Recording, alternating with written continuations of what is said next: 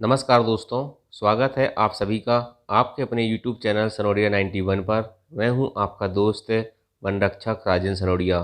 देखिए दोस्तों, आज के इस वीडियो में हम पढ़ने वाले हैं जीके के टॉप 20 प्रश्न जो आपके आरपीएफ कांस्टेबल परीक्षा के दृष्टिकोण से अत्यंत महत्वपूर्ण है। तो आइए दोस्तों, शुरुआत करते हैं क्वेश्चन नंबर 1 से। क्वेश्चन नंबर 1 है, भारतीय राष्ट्रीय कांग्रेस की स्थापना कब हुई थी? तो इस सवाल का सही जवाब क्या होगा? भारतीय राष्ट्रीय कांग्रेस की स्थापना 1885 में हुई थी। ये तो आपको भी पता है और बच्चे बच्चे को पता है, और ऐसे सवाल भी एग्जाम में आते हैं, क्योंकि एग्जाम में सिर्फ कठिन सवाल नहीं आते भाई साहब, याद रखना। एग्जाम में आसान भी सवाल आते हैं, मध्यम कैटेगरी के सवाल भी आते हैं और टफ भी आते हैं। ठीक है, आपको तीनों कैटेगरी के सवाल पढ़ना है। सवाल टफ कब बन जाता है? देखिए, मैं अगर आपसे पूछ लेता कि भारतीय राष्ट्रीय कांग्रेस की स्थापना कब हुई थी 1885, तो ये बहुत आसान सवाल हो जाएगा, क्योंकि ये सवाल एग्जाम में कई बार पूछा जाता है, इसलिए किताबों में अक्सर आप पढ़ लेते हैं। अगर धोखा से आपसे ये पूछ लेता कि भारतीय राष्ट्रीय कांग्रेस की स्थापना कितने प्रतिनिधियों के साथ हुई थी, तो फिर आप अटक जाओगे। तो याद रखना, भारतीय राष्ट्रीय कांग्रेस की स्थापना कब हुई थी? 1885 में 72 प्रतिनिधियों के साथ हुई थी, और 28 दिसंबर 1885। अगर 1885 की जगह 28 दिसंबर 1885, 25 दिसंबर 1885 ऐसे ऑप्शन हो जाएंगे ना, तो फिर आपके लिए ये सवाल टफ बन जाएगा। इसलिए सवाल कोई भी हो, सवाल इजी या टफ नहीं होता। इजी या टफ बनाता है कि आपने किस लेवल से तैयारी की है। तो 28 दिसंबर 1885 को भारतीय राष्ट्रीय कांग्रेस की स्थापना होती है। कहाँ होती है? मुंबई में होती है। ठीक है, और गोकुलदास तेजलाल संस्कृत महाविद्यालय में इसकी स्थापना होती है। इस चीज़ को याद रखना, गोकुलदास तेजलाल संस्कृत महाविद्यालय में भारतीय राष्ट्रीय कांग्रेस की स्थापना हुई थी। अच्छा, इसके प्रथम अध्यक्ष कौन थे? तो व्योमेश चंद्र बनर्जी। ठीक है, याद रखना, व्योमेश चंद्र बनर्जी इसके प्रथम अध्यक्ष बनते हैं।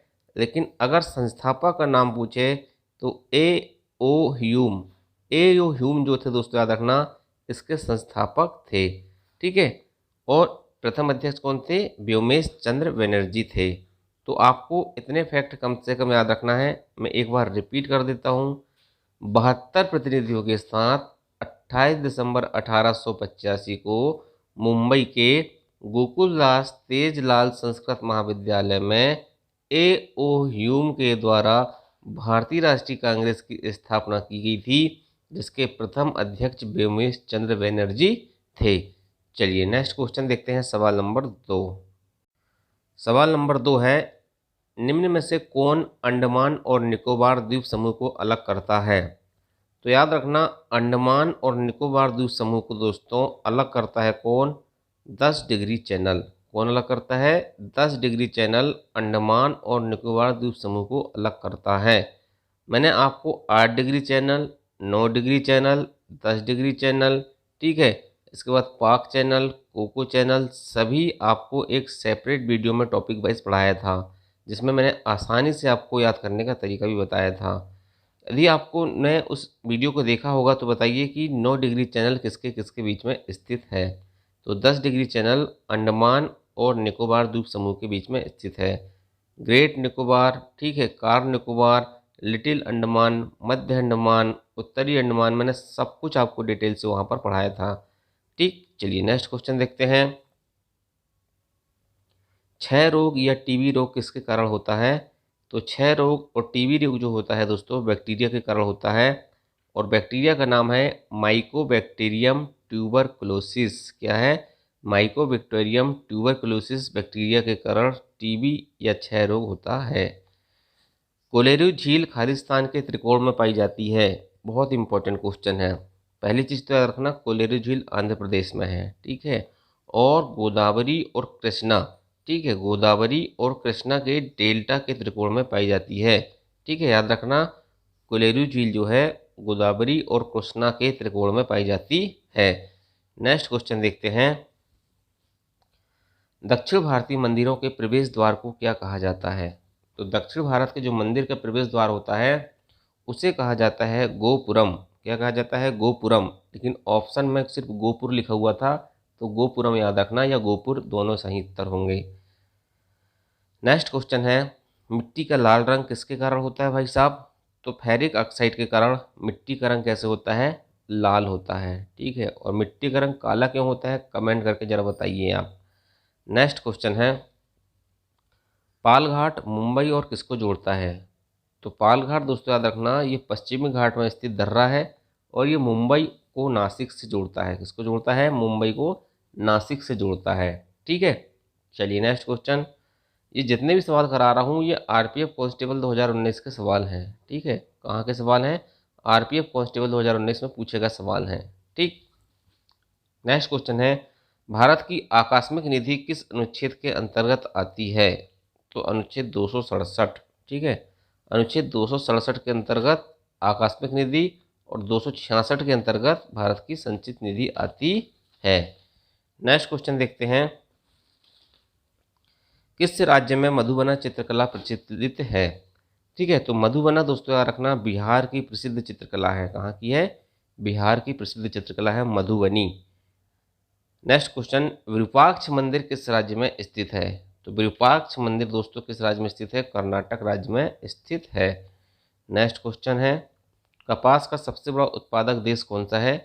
तो चाइना कपास का सबसे बड़ा उत्पादक है और साथ ही उपभोक्ता भी है। मतलब उत्पादन तो करता ही है, यूज भी सबसे ज़्यादा चीन ही करता है कपास का। ठीक है, चलिए नेक्स्ट क्वेश्चन है, निम्न में से किस महासागर की सबसे लंबी तटरेखा है? तो याद रखना दोस्तों, अटलांटिक महासागर की जो तटरेखा है वो सबसे लंबी है।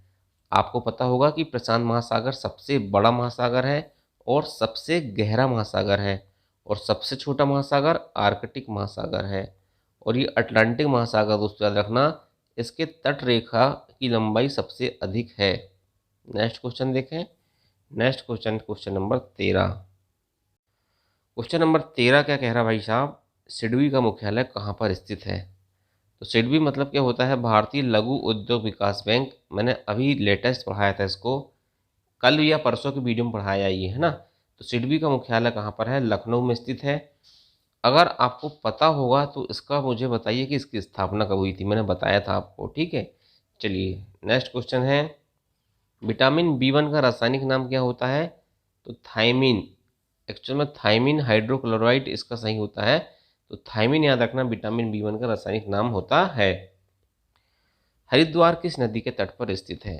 तो हरिद्वार बच्चा बच्चा जानता है गंगा नदी के तट पर स्थित है। कौन सी नदी? गंगा नदी के तट पर स्थित है हरिद्वार। चड्डा कप किस खेल से संबंधित है? तो चड्डा कप दोस्तों याद रखना बैडमिंटन खेल से संबंधित है। ठीक है, बैडमिंटन खेल से संबंधित है चड्डा cup. Next question, Bipin Chandra Pal ने कौन सा समाचार पत्र शुरू किया था? तो वंदे मातरम। वंदे मातरम समाचार पत्र किसने शुरू किया था? बिपिन चंद्र पाल ने शुरू किया था। Next question, question number 18, Chausa का युद्ध कब हुआ था? तो चौसा का युद्ध होता है 1539 में। किसने किसको हराया था? शेर शाह ने हुमायूं को हराया था। शेर शाह ने हुमायूं को 1539 में चौसा के युद्ध में हराया था। नेक्स्ट क्वेश्चन है, स्वामी विवेकानंद को देश नायक की उपाधि किसने दी थी? ठीक है, तो स्वामी विवेकानंद को देश नायक कहा जाता था क्या? बिल्कुल नहीं कहा जाता था। सुभाष चंद्र बोस को देश नायक कहा जाता था। ठीक है, और इसको उपाधि किसने दिया था? रविन्द्रनाथ टैगोर ने दिया था। यहाँ पर ये मिस प्रिंट हुआ है स्वामी विवेकानंद, इनकी जगह में सुभाष चंद्र बोस लिखा जाना चाहिए था। नेक्स्ट क्वेश्चन और लास्ट क्वेश्चन, भारत में हिमालय की सर्वोच्च चोटी कौन सी है? तो भारत में हिमालय की सर्वोच्च चोटी है कंचनजंगा। याद रखना भारत की सबसे ऊंची चोटी कंचनजंगा है। काराकोरम दोस्तों याद रखना ये ग्रेट हिमालय यानी कि ट्रांस हिमालय में है, उसे भारत का हिस्सा नहीं माना जाता, इसलिए काराकोरम भारत की सबसे ऊंची चोटी नहीं है। और एवरेस्ट जो नेपाल में है, ठीक है, ये एवरेस्ट क्या है? हिमालय की सबसे ऊंची चोटी है एवरेस्ट 8,848 मीटर, लेकिन ये भारत में नहीं है। कहाँ पर है? नेपाल में है। देखिए काराकोरम, लद्दाख और जास्कर, ये तीन श्रेणी जो है ना, ये तीनों ट्रांस हिमालय में है, यानी कि भारत में नहीं है, पाक अधिकृत कश्मीर में है, इसलिए भारत की सबसे ऊंची चोटी कभी पूछे तो कंचनजंगा रट्टा मार लेना। कंचनजंगा को K2 गार्डविन ऑस्टिन भी कहते हैं। क्लियर? चलिए, तो दोस्तों वीडियो कैसा लगा, क्वेश्चन कैसे लगे, कमेंट करके बताना। वीडियो पसंद आया होगा तो वीडियो को लाइक जरूर करना। Thank you. जय हिंद, जय भारत।